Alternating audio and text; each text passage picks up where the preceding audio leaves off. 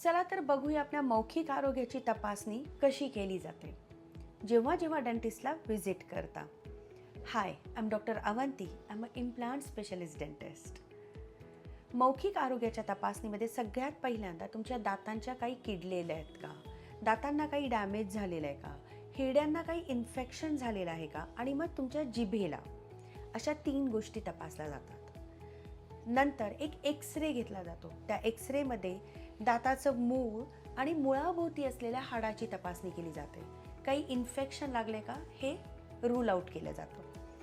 तिसरं, क्लिनिंग आणि पॉलिशिंग. दाताच्या क्लिनिंगमध्ये दातावर जमलेला पूर्णपणे प्लाक आणि टार्टर काढला जातो आणि हिरड्यांना योग्य ती बळकटी येण्यासाठी मदत होते. पॉलिशिंग, दातांना पूर्णपणे चमकदार बनवलं जातं जेणेकरून काही किटाणू चिकटू नये.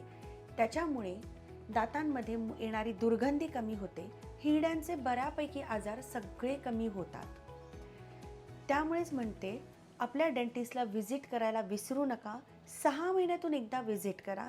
आपल्या मौखिक आरोग्याची, आपल्या ओरल हायजीनची पूर्णपणे तपासणी करून घ्या. कारण ते म्हणतात ना, oral health is overall health. Thank you.